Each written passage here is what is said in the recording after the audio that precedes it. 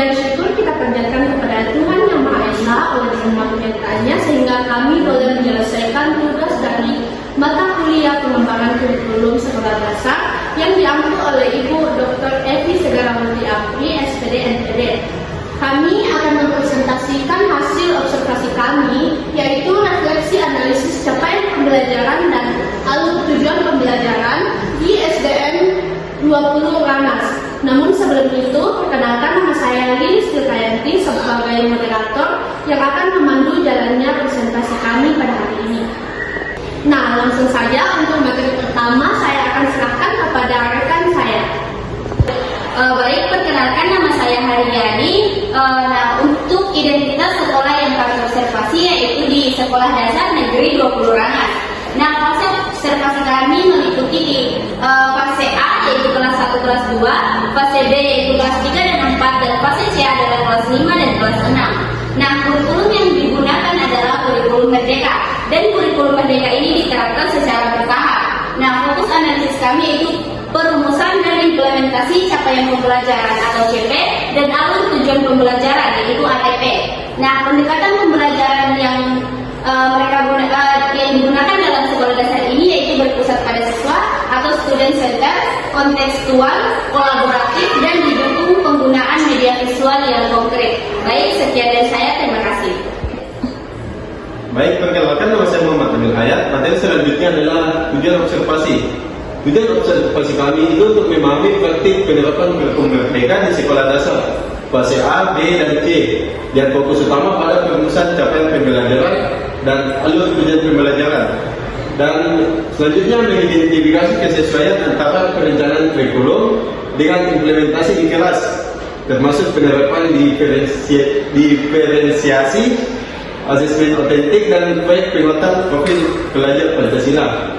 Dan selanjutnya mendokumentasikan tantangan yang dihadapi guru dan strategi adaptasi yang dilakukan sekolah dalam proses transformasi menuju kurikulum merdeka. Perkenalkan, nama saya Suma Husna. Untuk kelas pertama yang kami observasi yaitu kelas 1 atau fase A. Pemahaman dan penerapan capaian pembelajaran dan alur tujuan pembelajaran.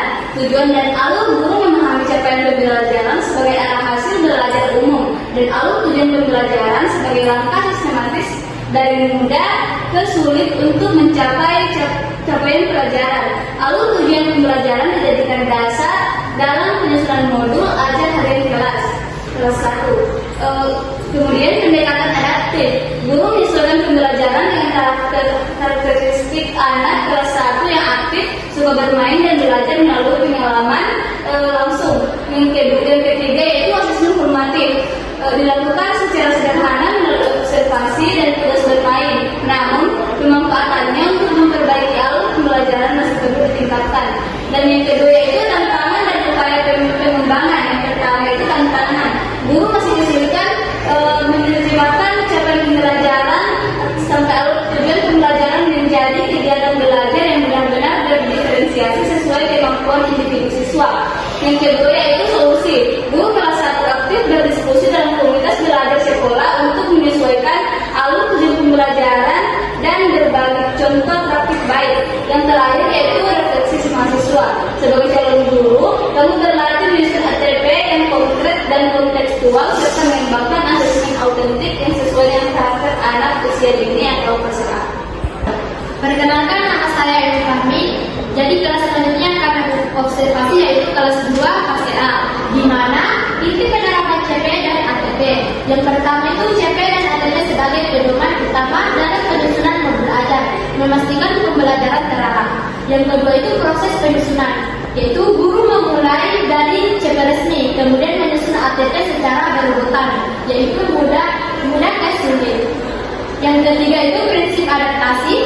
CP dan ATP disesuaikan dengan karakteristik siswa kelas 2, di mana aktif, suka bermain, belajar konkret, dan konteks nyata sekolah. Dan yang keempat itu sumber daya. Sumber utama adalah dokumen resmi Kemendikbud diperkaya melalui diskusi di komunitas belajar guru untuk penyesuaian kelas. Dan yang kelima itu kebutuhan pelatihan, yaitu guru masih memerlukan pelatihan dalam integrasi teknologi untuk mendukung ATP yang lebih bervariasi. Dan yang terakhir itu fleksibilitas, yaitu perlu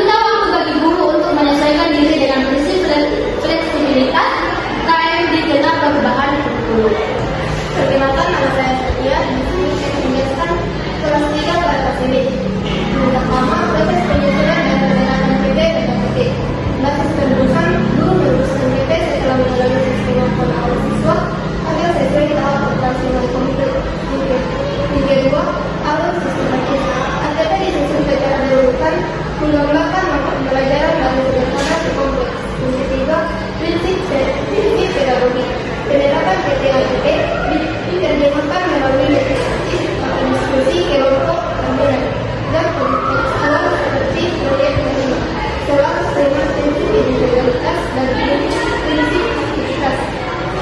Selanjutnya keterkaitan dan tantangan penting. Pertama, tujuan politik. CP ATP dirancang untuk mencapai tujuan politik, efektif, dan berkomunikasi. Kelima, membentuk karakteristik efektif tertinggi. Kedua, asesmen. Asesmen otentik ditentukan dengan tujuan CP ATP menilai proses dan hasil secara menyeluruh. Selanjutnya, tantangan. Menyelesaikan CP ATP dengan konteks total dan kebutuhan individu siswa serta memperkuat literasi digital untuk inovasi dalam alur pembelajaran. Selanjutnya, penguatan. Mahasiswa perlu memperdalam pengetahuan CP ATP untuk mampu menyusun kurikulum operasional sekolah yang adaptif. Baik, jadi kelas selanjutnya yang kami observasi adalah kelas 4, yaitu fase B. Yang pertama, proses perancangan capaian pembelajaran dan alat tujuan pembelajaran, di mana ada prinsip perancangan. Perencanaan didasarkan pada backward design, dimulai dari capaian pembelajaran atau target akhir yang diurai menjadi langkah-langkah kecil tujuan pembelajaran dan disusun alurnya menjadi ATP. Kemudian ada struktur logis, di mana guru mampu memecah capaian pembelajaran menjadi alur tujuan pembelajaran yang logis, mengumpulkan materi pecahan dari pengenalan konsep pemecahan masalah kontekstual. Kemudian ada kunci keberhasilan, di mana kontekstualisasi materi, yaitu penggunaan contoh lokal seperti jeruk atau lahan, terbukti efektif dalam penyusunan tujuan pembelajaran atau alur tujuan pembelajaran yang bermakna bagi siswa. Kemudian yang kedua adalah keterkaitan dengan implementasi dan tantangan. Ada diferensiasi di mana ATP diimplementasikan menjadi diferensiasi proses dan produk, didukung pendekatan konkret dan visual, yaitu discovery learning. Kemudian ada tantangan manajemen, di mana tantangan utama adalah manajemen waktu guru dalam mengelola quick check formatif dan merancang modul ajar yang mencakup diferensiasi secara mendalam. Kemudian yang terakhir ada pengembangan diri, di mana calon guru perlu menguasai diagnostik asesmen yang akurat sebagai dasar penentuan titik awal alur tujuan pembelajaran dan diferensiasi yang ketat. Kelas selanjutnya yaitu kelas 5 di fase C, di mana perumusan CP dan ATP, prinsip perancang pembelajaran. Basis perancangannya yaitu di mana guru kelas 5 menyusun modul ajar dengan mengacu pada CP dan mengembangkan ATP yang logis berdasarkan karakteristik dan kondisi siswa pada fase C. Nah, yang kedua adalah prinsip kunci, di mana proses ini mencerminkan pemahaman backward design dan pentingnya kolaborasi antar guru melalui komunitas belajar untuk menjamin kualitas ATP yang kontekstual. Nah, yang ketiga, fokus pemanfaatan. Guru tidak hanya menyalin modul, tetapi menyesuaikan ATP dengan memperkaya aktivitas berbasis digital untuk meningkatkan daya tarik siswa.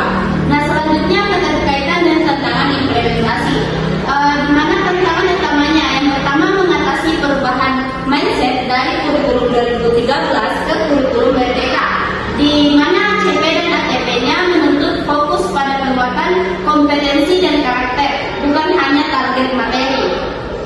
Nah, yang selanjutnya adalah inovasi dan teknologi, di mana penerapan CP dan ATP menuntut guru untuk kreatif, menggunakan media digital dan teknologi interaktif, tantangan nyata yang memerlukan pelatihan lebih lanjut. Nah, rencana kita sebagai calon guru yaitu fokus pada pemecahan struktur CP dan ATP secara mendalam dan mengasah keterampilan digital untuk menciptakan modul ajar yang relevan, fleksibel, dan berpihak pada siswa. Baik, sekian dari saya. Baik, selanjutnya itu hasil observasi kami di kelas 6, fase C. Yang pertama, pemahaman dan implementasi CP dan ATP.